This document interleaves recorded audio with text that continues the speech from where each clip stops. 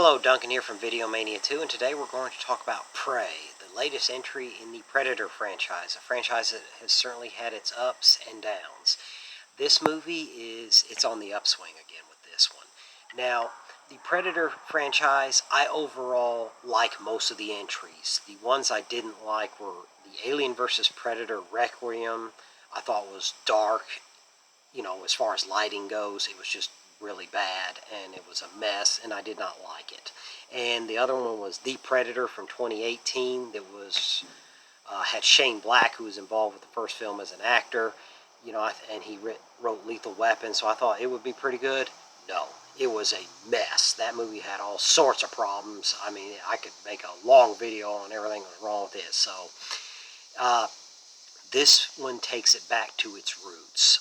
The other entries, the original, of course, is an all-time great, one of my all-time favorites. I can watch it anytime. Predator 2 is very solid, does a different setting for the Predator, and overall is pretty good, but it's just hard to top the original. But I did like Danny Glover in that movie. And then Predators with Adrian Brody, when they're taken to a different planet to be hunted with a group of people, that one I liked a lot. That was probably my second favorite Predator movie of all time. This one's kind of tied with that one, but I thought it was really good. Alien vs. Predator, the first one, I thought was pretty cool. Overall, it delivered what it set out to do. So those are my opinion on the other entries. So I'm a fan.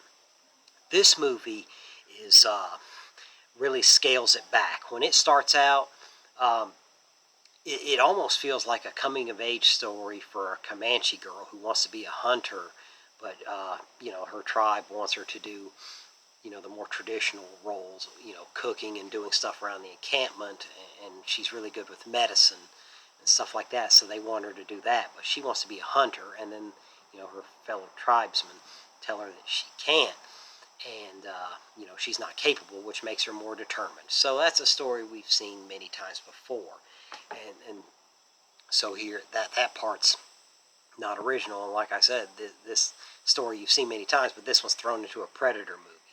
So that was pretty interesting. And so she eventually, because she's so determined, because she actually kind of fails, and the first time, but failure is not a deterrent for her. She just tries again. So she's very fierce and independent and resourceful. And it takes place in the Great Plains in 1719. So she knows that area very well. So she goes back out again to prove that she can hunt. So she tries to hunt, and she gets the feeling that something's not quite right around there, and something's very different, and have that eerie feeling, and this film does a good job of capturing, like the original, like something's out there and we can't see it. But so the Predator starts out observing them, seeing who's top of the food chain, and he watches how everything works in that environment, and then he begins to strike. And this movie has plenty of gore, so there you do have that. Now, where it starts out with Naru, Amber Midthunder's character, when she goes back out again, this is given away in the trailer, so I'm not spoiling anything. She tries to hunt a bear, and it goes wrong, and the bear starts to attack her, and then when she gets to shelter away from the bear, something grabs a hold of that bear and really takes the bear out, and that's where she sees something is out there that's the top of the food chain now for sure, and she's not sure what it is, and no one believes her, and so she continues to try to prove them wrong, and that's basically the story here. Now the Predator here, when I first saw the trailer, I'm like, how are they going to pull this off? Because Predator, with all its technology we're accustomed to seeing, if it goes back 300 years ago, they don't have the weaponry to take on something like that, because no human can take a Predator straight up one-on-one. So what do they do here?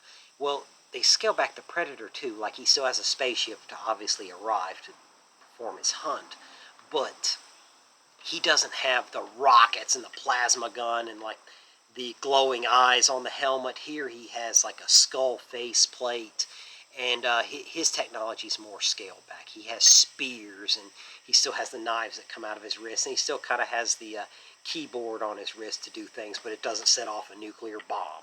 So it does have some differences there. So this franchise, what I really liked, the music was scaled back too, It had a different feel, like the original movie and subsequent entries had this big score, and you knew it was going to be this big blow up of action. This movie has the action and gore, but it starts out, it's just everything about it scaled back, and I really liked that because most time franchises, they're like, hey, let's just add more stuff, more explosions, more CGI, and a bigger score, and just turn up the volume and kind of rehash stuff. This goes back to the roots, try some new creative things, and it's still down to when a human, like I said, can't take a predator straight up one-on-one, they scale it back, and you have to use your resourcefulness and wits to take one out.